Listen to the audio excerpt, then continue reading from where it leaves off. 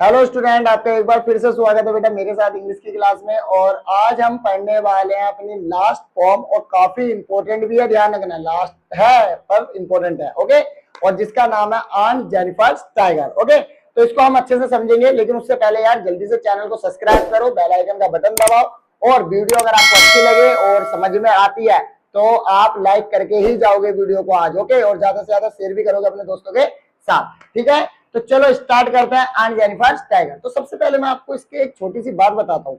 आपको पता है कि जब किसी भी लड़की की शादी होती है तो वो बड़ी खुशी खुशी से, ठीक है, अच्छे से एकदम सज धज के, ठीक, क्या करती है, अपने पति के घर जाने की तैयारी करती है, ओके। तो जैसे कि लाइक आप देख सकते हो यहाँ पे कि जैसे ये लड़की एकदम सज धज के जाने के लिए तैयार है अपने पति के घर, ठीक, ये सोचकर कि उसका पति बहुत ज्यादा उसको खुश रखेगा, ठीक है, और काफी उसके जो ड्रीम्स है वो सारे पूरे करवाएगा, यही सोच के जाती है वो। और काफी अच्छा होगा उसका पति, उसको कुछ भी नहीं बोलेगा ज्यादा, इस तरीके से सोच के जाती है कि लड़की, नॉर्मली यही होता है।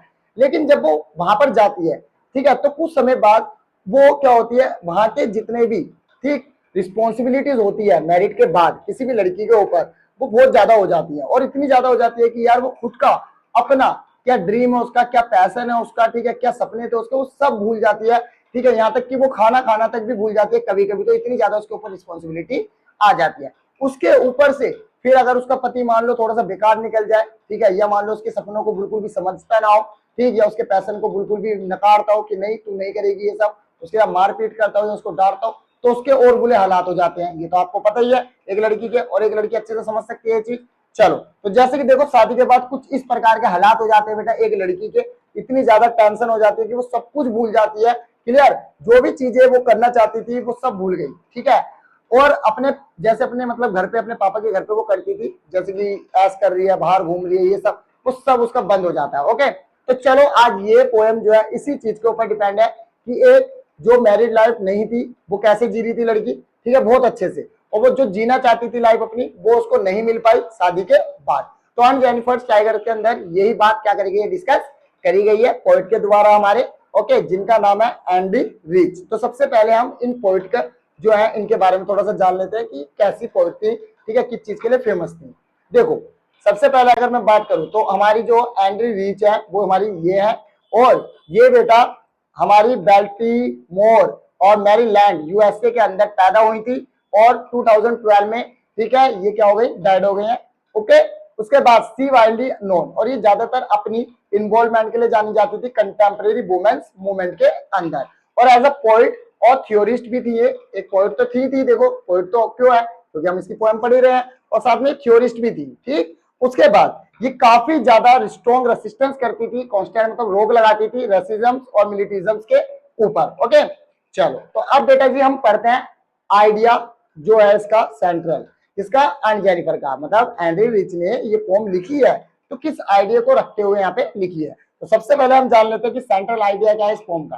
तो आपको मैं बताऊं तो एंड जेनिफर्स का जो सेंट्रल आइडिया बेटा वो ये है, ब्रिंग फॉर द मैसेज, ये हमारे को एक मैसेज देना चाहती है कि women's need to live for themselves, कि वुमेन्स अपने आप रह सकती हैं और उनको अपने आप रहने दो, not be dependent on man, वो किसी भी आदमी के ऊपर डिपेंड नहीं होती। उसके बाद वो कहती है आगे, it address constant married life and experience by the women, और साथ में यहाँ पे वो इस पोम के अंदर कुछ कॉन्स्टेंट बताने वाली है, कुछ रेसिस्टेंस बताने वाली है जो एक औरत के ऊपर लगाए जाते हैं शादी के बाद, वो भी खासकर वहां पर जहां पर मेल डोमिनेट समाज होता है, ओके।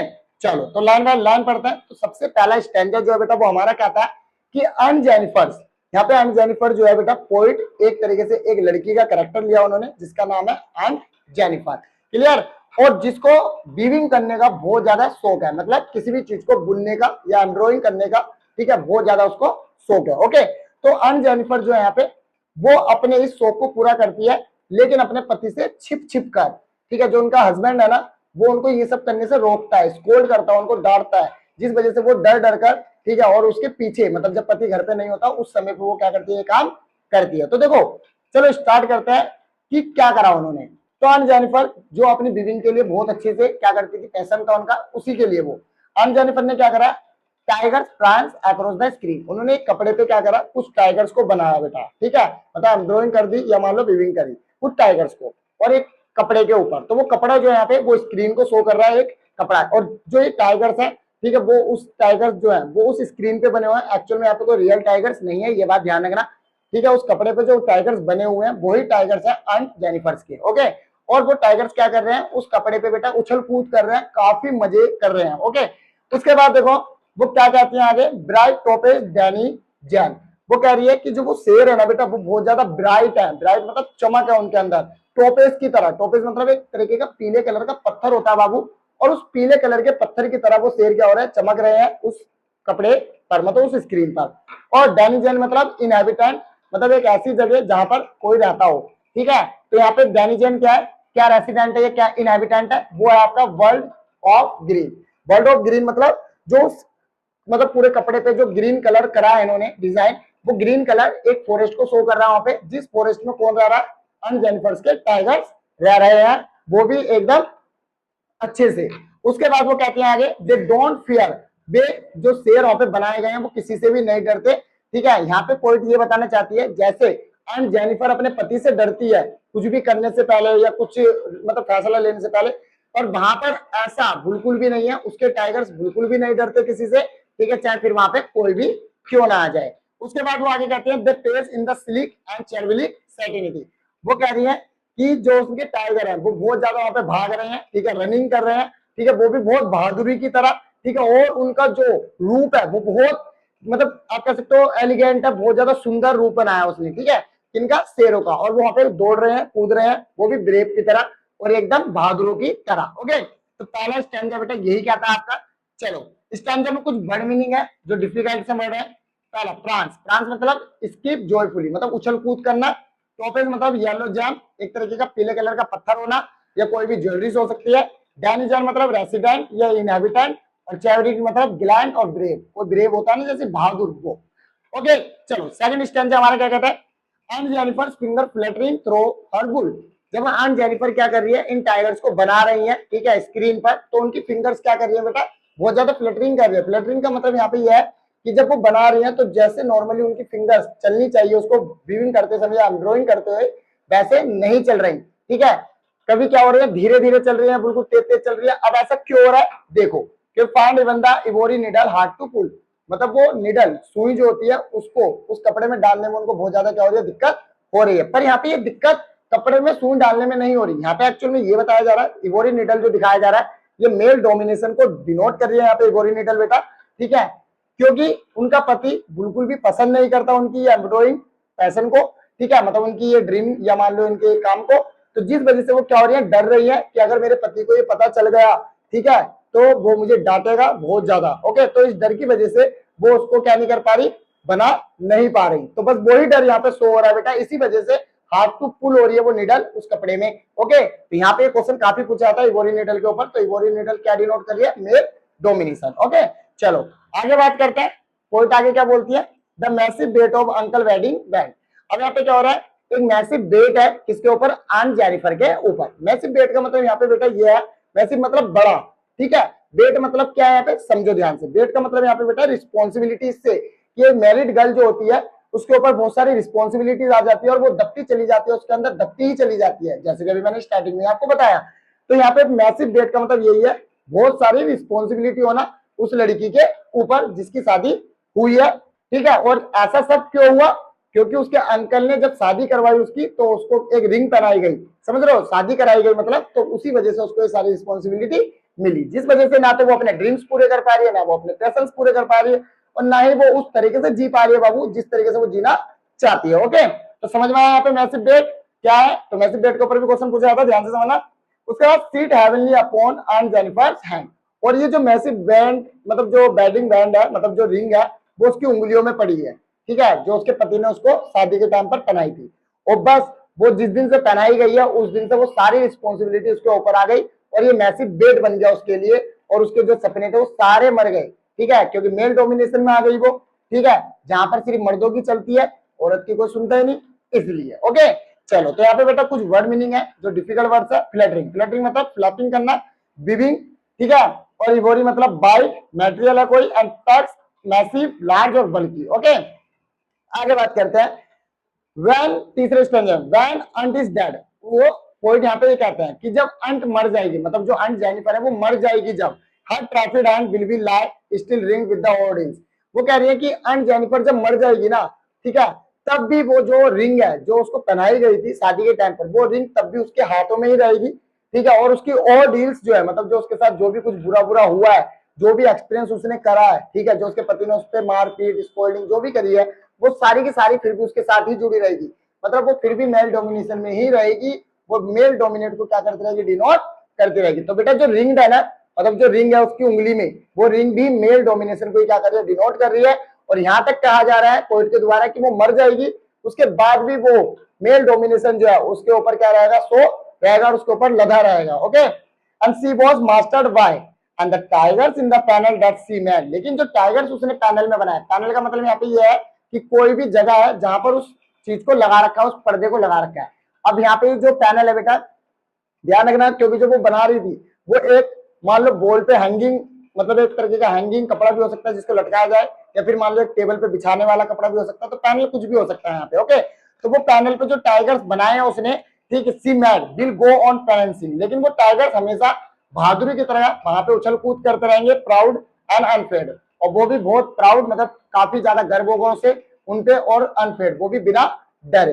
ठीक है, तो बेटा ये था 3 स्टैंजा, और इतनी ही सी ही ये पोएम थी। मतलब मरने के बाद भी उसकी और डील्स उसके पास से नहीं गई।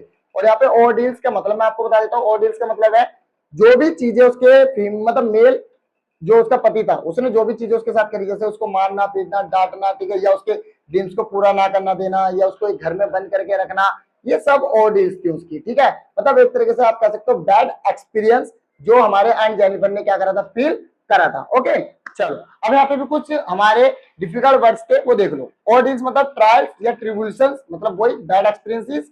मास्टर बाय कंट्रोल है किसी से, डोमिनेट है। पैनल मतलब कोई सेक्शन या पीस। एंड प्राउड मतलब डिग्निटी बेटा। और सेल्फ रिस्पेक्ट या अनफेयर मतलब ब्रेव और फियरलेस। ओके, तो ये कुछ वर्ड मीनिंग है, इनको भी आपको लर्न कर लेना अच्छे से। क्लियर? तो ये बेटा आपके देखो पोएम तो होगी खत्म, लेकिन अब जरा इसकी रिमेम्बरिंग पॉइंट्स पढ़ लेते हैं जो आपको क्वेश्चंस करने में हेल्प करते हैं हमेशा।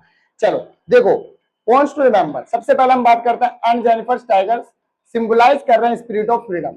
क्योंकि पेपर में काफी बार पूछा जाता है कि जो टाइगर्स हैं वो क्या सिंबलाइज कर रहे हैं, तो वो बेटा फ्रीडम को, ठीक है, स्पिरिट ऑफ फ्रीडम को सिंबलाइज कर रहे हैं कि एंड जेनिफर ऐसा चाहती है एकदम फ्री होना, ठीक है, वो बिल्कुल भी बंद के नहीं रहना चाहती मेल डोमिनेशन में। बीच सी हरसेल्फ इज वेरेड ऑफ, लेकिन अभी फिलहाल वो बन चुकी है, लेकिन वो अपने जो टाइगर्स है उनको फ्री रखना चाहती है।